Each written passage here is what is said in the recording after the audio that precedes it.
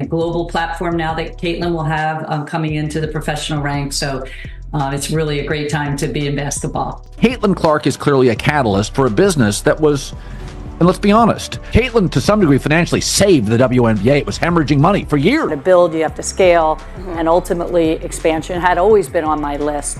But we didn't want to rush into it because we wanted new owners, like new ownership groups. Anyone who knows sports here knows like it's a slog to be a sports owner. How would you stop Caitlin Clark, your most valuable asset, from joining a competitor company? The WNBA gave the world an answer to this question just a few hours ago. The world is obsessed with Caitlin. Clark is a name that connotes brilliance in basketball. Hi, Caitlin. Hey, what's up, Caitlin? Caitlin. Hey, Caitlin. Hey, Caitlin. Hey, Caitlin. Renowned for her remarkable range and fierce competitiveness, Clark was expected to lead the WNBA to unprecedented heights after being nominated by the league.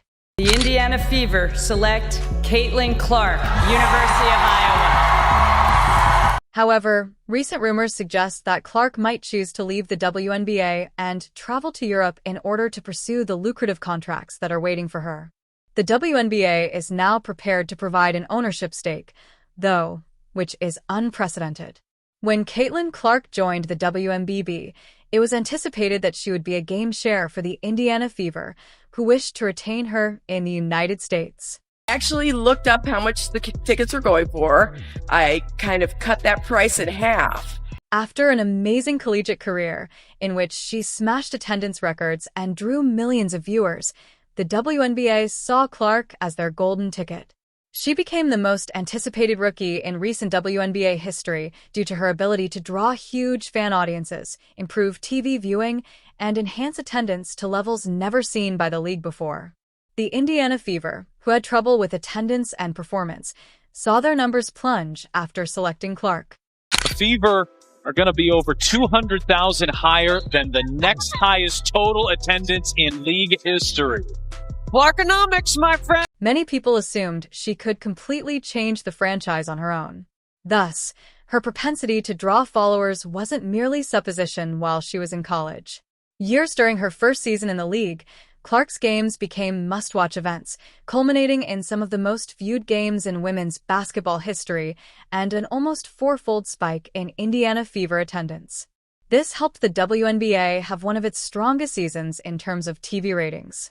Getting more and more people, and it's getting bigger, it's getting louder, and it's a very fun environment to be in. Caitlin Clark was more than just a player for the WNBA. She was a beacon for the future. Caitlin Clark is clearly a catalyst for a business that was, and let's be honest, Caitlin to some degree financially saved the WNBA. It was hemorrhaging money. However, even more exciting than her WNBA debut, The records keep coming! European teams are likewise seeking financial security with alluring offers, just as Caitlin Clark was. Top WNBA talent is drawn to Europe because players like Diana Taurasi and Breanna Stewart have openly discussed how playing there gives them greater money and competitive possibilities. Stability of the economy. Like there's that 4-year period where you need to grow as a person, but then the NIL comes into play. Oh, we keep walking right back into that. The WNBA was unable to match.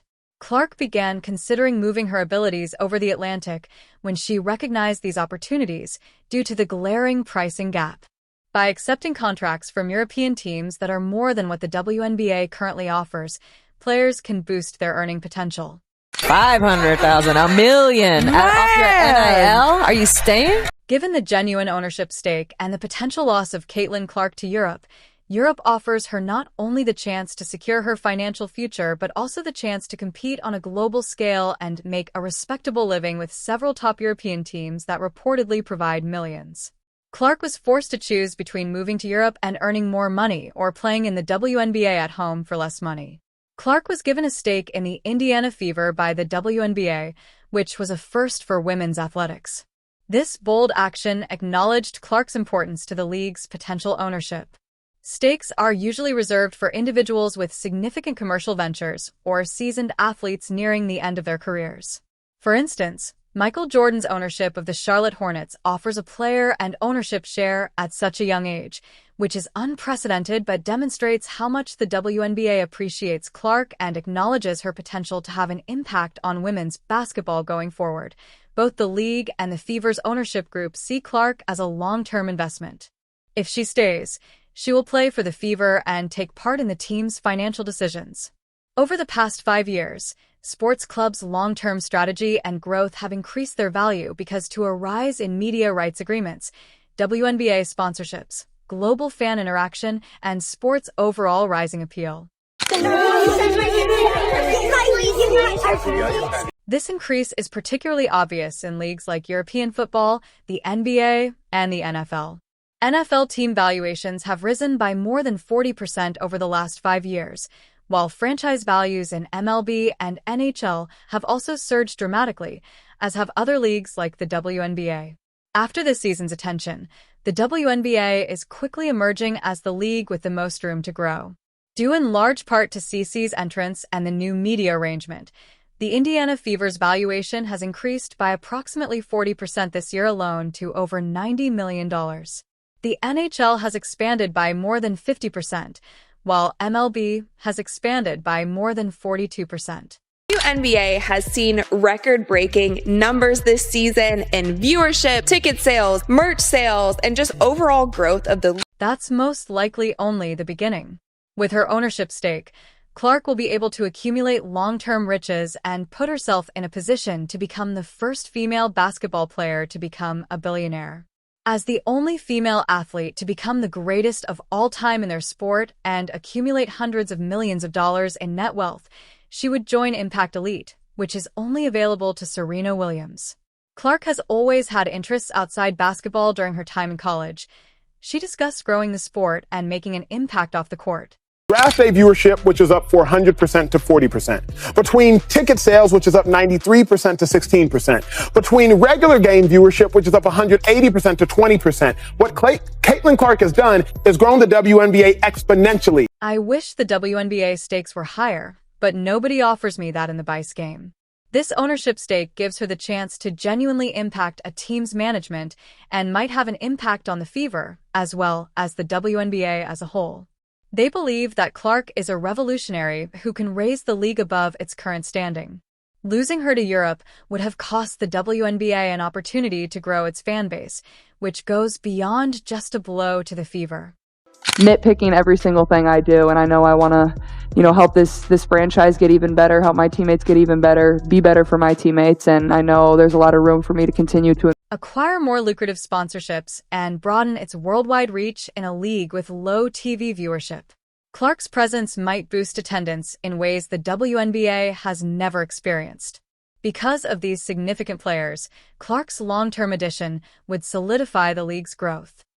Not following after Caitlin Clark's been eliminated, and they're not into the league because they're conditioned by the league and the ownership in professional sports involves more than just financial gain. It's also about legacy players who gain ownership, power, and influence. There is more to giving her an ownership stake than just retaining a talented player in the league. The goal is to safeguard the WNBA's future. The notion that a rookie like Caitlin Clark would be given such a prominent status symbol could be interpreted by Ozza Wilson, who has dedicated herself to building her professional and personal brand within the league, as undermining the years of effort and commitment that more seasoned players like her have put in. Wilson and other WNBA veterans might possibly see this deal as evidence that the league is evolving and that younger players like Clark are receiving a lot of fanfare and media attention. Stakes are viewed as more than just athletes, such as Michael Jordan of the Charlotte Hornets. They have the power to influence the franchise's future and may begin to receive preferential treatment in terms of opportunities and endorsements, which could lead to conflict in the rooms. Clark's final WNBA playoff game. 2.5 million viewers. Appreciate you. And I think that what she has done for women's basketball, especially in this country, has been phenomenal. There is no woman, no matter how great you were as a player, Cheryl Swoops. Veterans may feel undervalued or left behind if they believe their accomplishments are being overshadowed by the possibility of emerging stars, since Clark's offer would set a precedent that future generations of players could expect. With this kind of agreement, Clark would have a special place in the WNBA and be able to influence the Fever's economic decisions in addition to receiving long-term financial stability. For someone like Wilson, who has gained respect and reputation for years of hard work, witnessing a rookie get such opportunities could cause friction. It represents a shift in the league's value structure for its younger, more marketable players in comparison to its more seasoned veterans, in addition to a financial disparity. Her playing basketball right now is a miracle. Some of the fans that were unhappy with her one play, a defensive play, called for that same tumor for her. The NBA's ultimate goal is to retain its most marketable players, and Caitlin's offer of an ownership stake represents Clark's growing fame, but players like A.A. Wilson can be jealous and irritated by this development. Try and stay ahead of that, try and tamp it down or act as a league when two of your most visible players are involved, not personally, it would seem, but their fan bases are involved. Since it draws attention to a change in the league structure wherein even seasoned champions may not receive the same opportunities as centered stars due to younger media, the league will most likely be impacted by this historic deal, and it may even spark disputes among the NBA's top players. It's not just one person. That's jealousy. I agree with that. So stop it with all the, nobody's jealous of Caitlin Clark. Angel Reese just showed you on. Now, Caitlin Clark is the center of attention.